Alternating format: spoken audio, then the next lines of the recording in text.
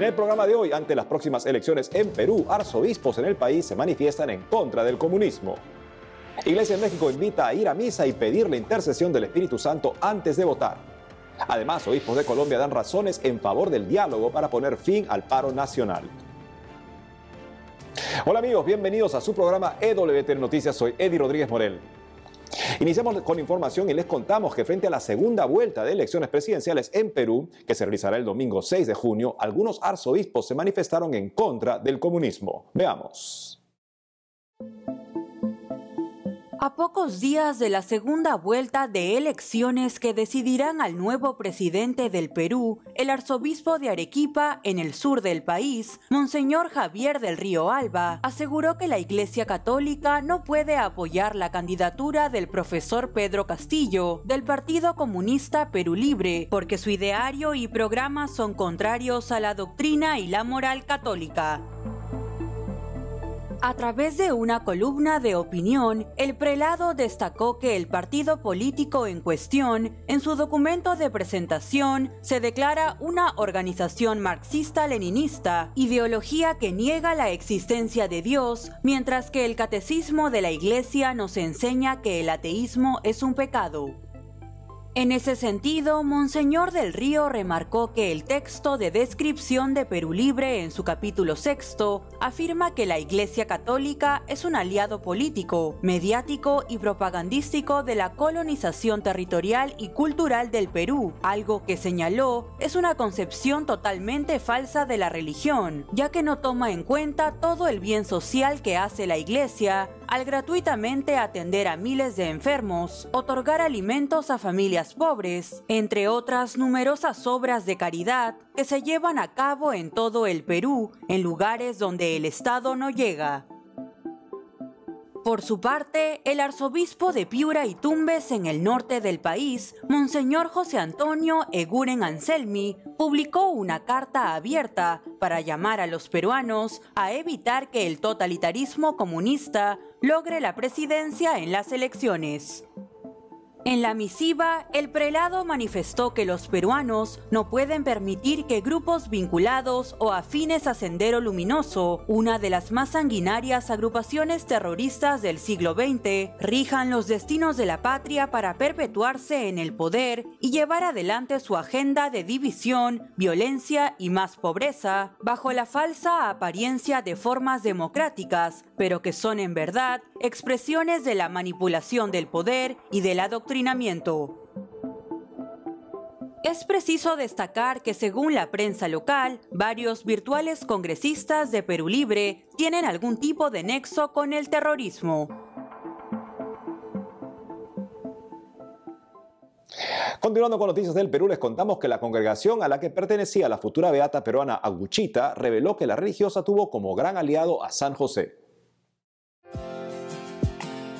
Recientemente, la Congregación de Nuestra Señora de la Caridad del Buen Pastor dio a conocer la gran devoción a San José de la religiosa peruana María Agustina Rivas López Aguchita, cuyo martirio fue reconocido el pasado sábado 22 de mayo por el Papa Francisco. Como se recuerda, la futura beata, quien perteneció a esta institución religiosa, fue asesinada en 1990 a los 70 años por Sendero Luminoso, una de las más sanguinarias organizaciones terroristas del siglo pasado, la cual causó decenas de miles de muertes en todo el Perú. En esa línea, en un artículo publicado en el sitio web dedicado a su causa de beatificación, la congregación señaló que el año de San José, convocado por el Santo Padre, es una ocasión propicia para hacer memoria de la gran devoción que Aguchita le tenía al patrono de la Iglesia Universal, como intercesor de la providencia de Dios, quien la inspiró durante toda su vida en la acogida a la voluntad del Padre y a toda persona sin acepción. Asimismo, la organización religiosa destacó que Aguchita tuvo una vida en la que este gran santo no solo fue su ejemplo, sino su gran aliado frente a las grandes necesidades de los apostolados en donde le tocó servir.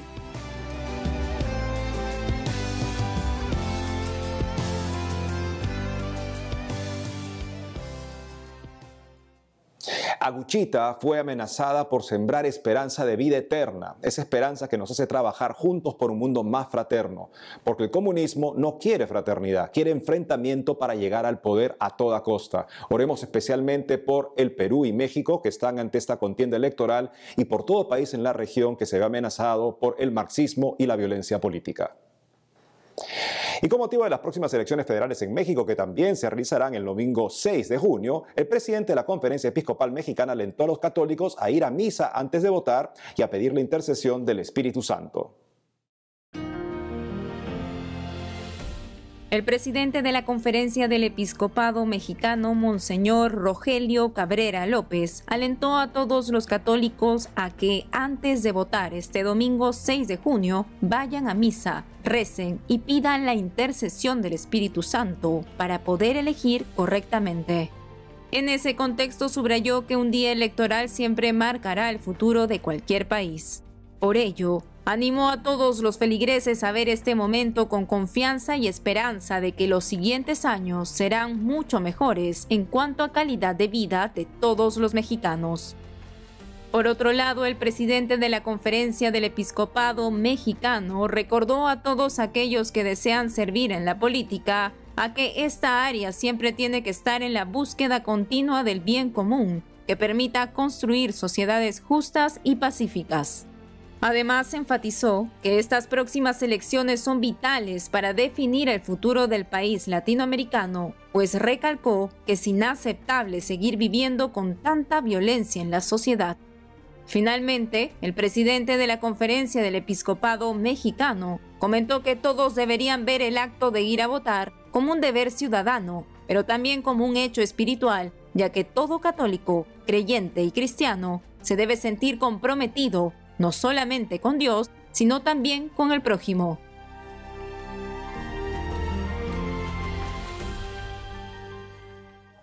Por otro lado, les contamos que ante la permanente violencia en México, este 12 de junio se realizará una nueva edición de la Marcha por la Paz en el país, de forma virtual y presencial. Para contarnos más detalles al respecto, está conectado con nosotros Monseñor Ramón Castro Castro, obispo de Cuernavaca, en el estado mexicano de Morelos. Monseñor Castro Castro, bienvenido a WTN Noticias. Gracias, igualmente, saludos a todos ustedes. Efectivamente, realizamos la 7ª edición de la Caminata por la Paz. Por 5 años ha sido participada por miles de personas. El año pasado fue solamente virtual, dada la pandemia, y esta 7ª edición va a ser híbrida. Va a ser, por una parte, solamente a través de los medios de comunicación y una parte presencial representativa de toda la diócesis y de quien quiera asistir, pero un grupo pequeño de aquello que nos permite. Esta 7ª Caminata por la Paz tiene precisamente esa intención de hacer conciencia de que todos somos constructores de la paz. Monseñor, ¿cómo estará estructurada esta marcha? ¿Qué actividades encontrarán las personas en ella? La marcha tiene ya algunas características propias. En primer lugar, la oración.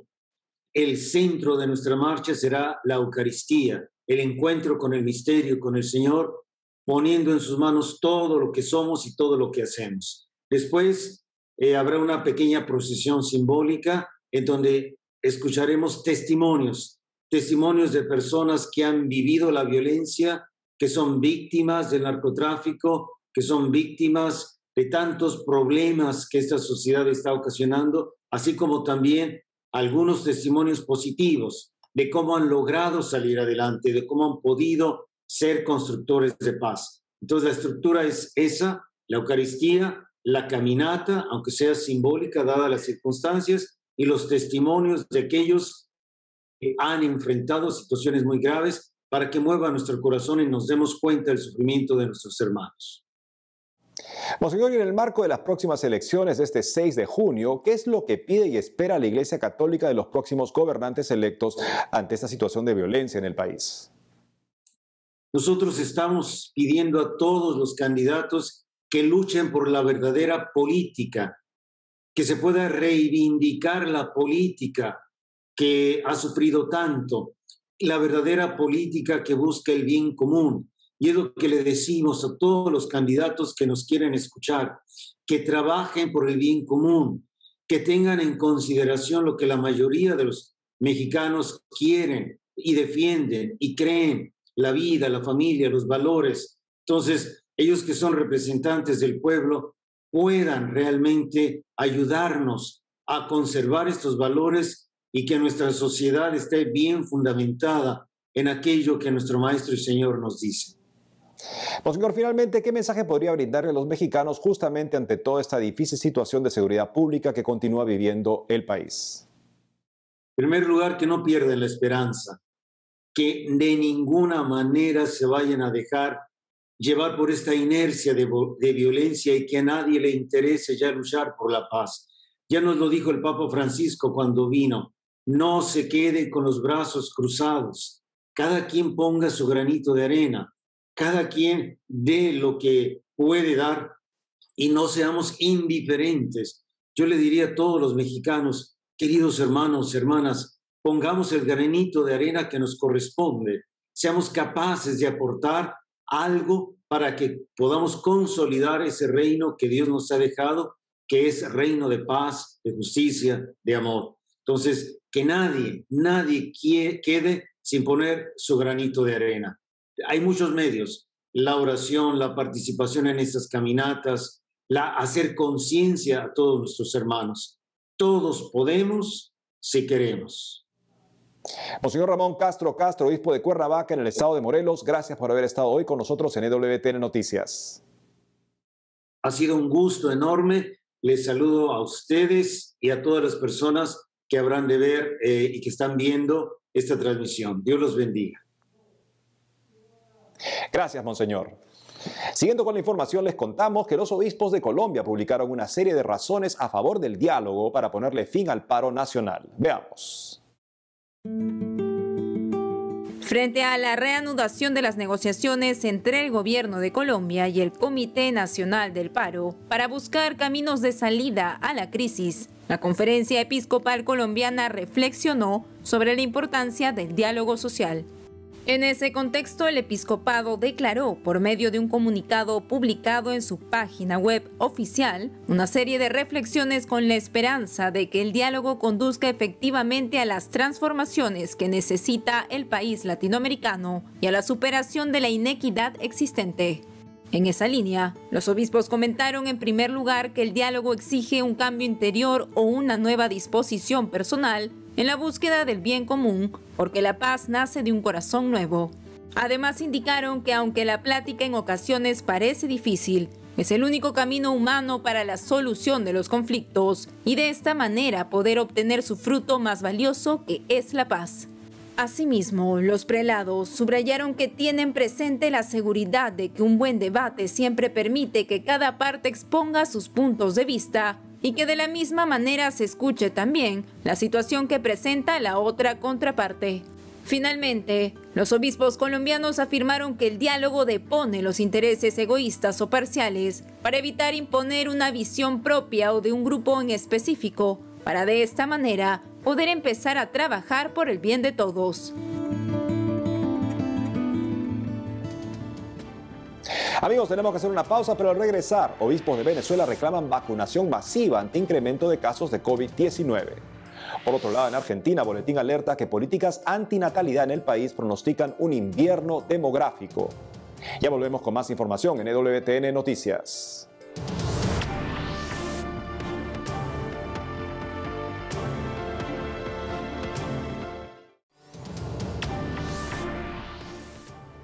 Bienvenidos nuevamente al programa. Ahora les contamos que los obispos de Venezuela reclamaron la vacunación masiva de la población ante el incremento de casos de COVID-19 y el mal manejo de la pandemia en el país. Veamos. Hace poco, el obispo de San Cristóbal y primer vicepresidente de la Conferencia Episcopal Venezolana, Monseñor Mario Moronta, afirmó que los obispos de la nación están reclamando la necesidad de una vacunación masiva frente al colapso sanitario y el aumento de contagios de COVID-19. En una entrevista concedida a Vatican News, el prelado lamentó que como país se encuentren muy por debajo de la media internacional en el proceso de inoculación contra el coronavirus, ya que según destacó, algunas estadísticas arrojan que Venezuela está en el último o en el penúltimo puesto de la lista de países con bajo porcentaje de vacunación. Al respecto, la agencia EFE informó que después de 6 meses de que se hiciera el primer anuncio de la adquisición de vacunas por parte del gobierno de Nicolás Maduro, un total de 10 millones de dosis, solo se ha conseguido aplicar un poco más de 1 millón de estas.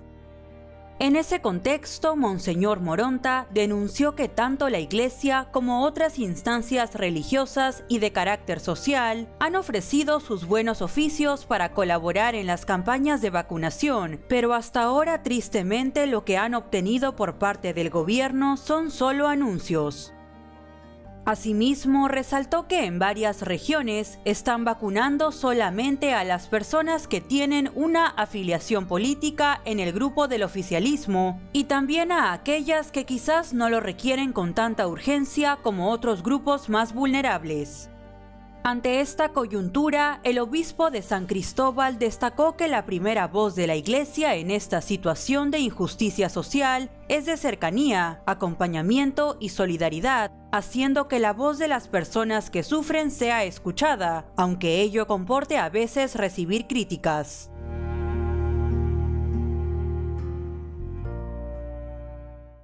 En otras noticias, un boletín argentino advirtió que las políticas antinatalistas en el país pronostican un invierno demográfico. Veamos de qué se trata.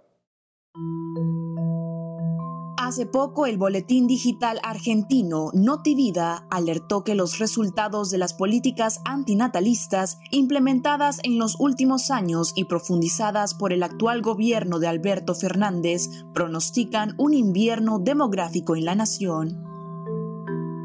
En su publicación número 1248, Notivida indicó que esta advertencia surge luego de las últimas estadísticas registradas por la administración Fernández hasta el año 2019, en las que se indica que el número de nacimientos en Argentina sigue en un marcado descenso. En este contexto, de acuerdo al análisis realizado por el boletín, el número de nacimientos descendió de 7.777.012 en 2014 a 625.441 en 2019, la menor cifra de nacidos vivos desde 1980. Asimismo, en 2014 el promedio de hijos por cada mujer argentina era de 2.32. Sin embargo, para el 2019, esta cifra bajó a 1.81. Cabe mencionar que en 2014, durante el gobierno de Cristina Fernández, el Ministerio de Salud comenzó la distribución del implante subdérmico anticonceptivo de larga duración orientado a mujeres menores de 25 años. Luego, en 2017, durante el gobierno de Mauricio Macri, se implementó el Plan ENIA, embarazo no intencional en la adolescencia, a través de consejerías en salud sexual, anticoncepción y aborto. Posteriormente, solo un año más tarde, se comenzó a discutir en el Congreso de la Nación el proyecto para legalizar el aborto, que fue aprobado el 30 de diciembre de 2020, y a la par se aprobó el uso del misoprostol como fármaco abortivo.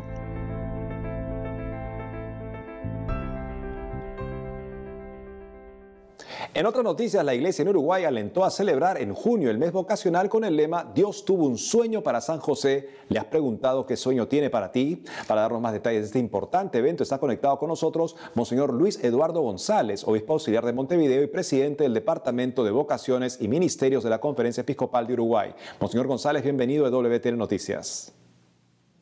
Hola a todos. Monseñor, cuéntenos en principio cómo nace el mes vocacional en Uruguay y qué significa para ustedes. Desde hace muchos años en Uruguay se dedica el mes de junio especialmente a la oración por las vocaciones en la iglesia y de manera particular a las vocaciones a la vida sacerdotal y religiosa. Es así que siempre el Departamento de Vocaciones y Ministerios intenta ayudar, apoyar con materiales a las diferentes diócesis, celebraciones, videos, testimonios, para que en cada diócesis se tenga una animación vocacional muy específica en este mes, donde como iglesia podamos reflexionar sobre las vocaciones como regalo de Dios. Al respecto, ¿qué actividades se están realizando para celebrar este mes vocacional y cuál es su objetivo? Bueno, el departamento ha realizado un afiche con un lema que tiene por título el que usted mencionó, del sueño de Dios para San José, y con esa pregunta motivadora de si has pensado cuál es el sueño de Dios para ti.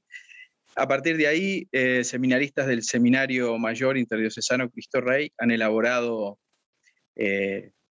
materiales que incluyen reflexión, cantos, momentos celebrativos, y también se está previendo que en el mes hayan distintas celebraciones que por las diferentes redes sociales se puedan transmitir y unirnos. Por ejemplo, momentos de adoración eucarística, el Santo Rosario por las vocaciones.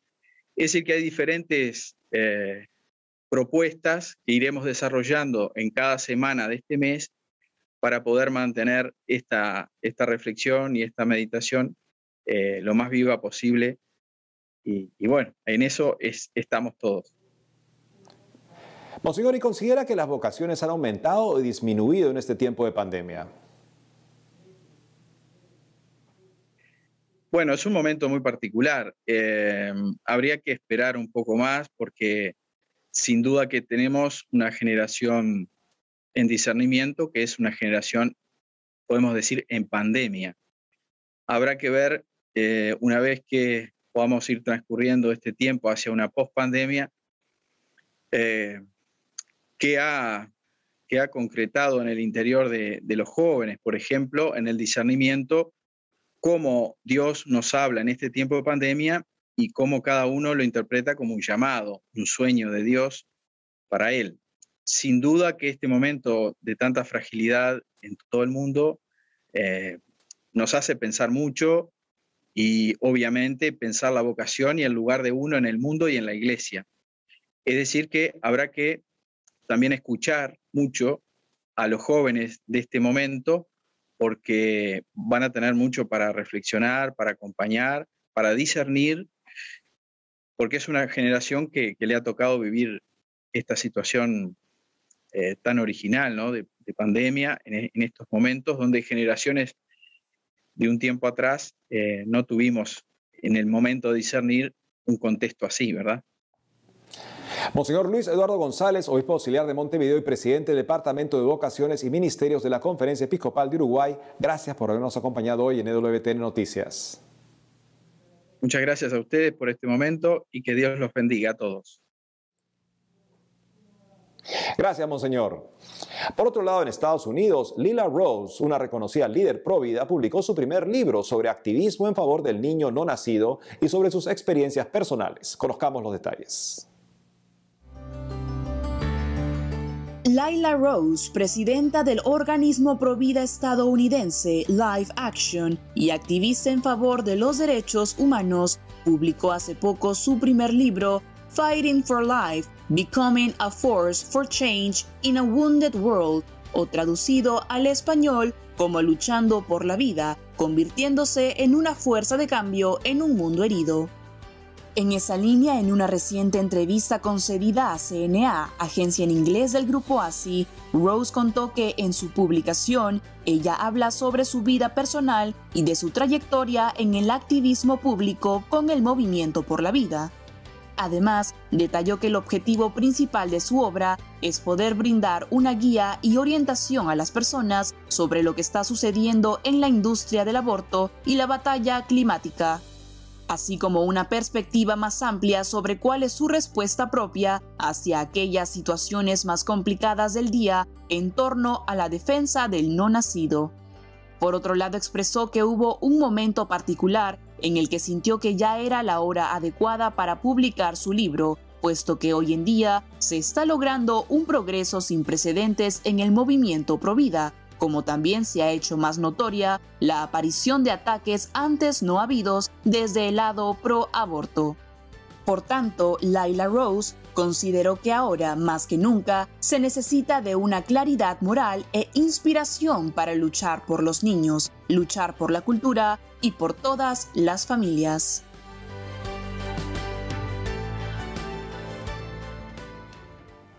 Y es todo por hoy, amigos. Gracias por habernos acompañado. No dejen de seguirnos en las redes sociales y de lunes a viernes a las 12 del mediodía, hora de Miami, por Radio Católica Mundial en su programa Más que Noticias. Hasta entonces.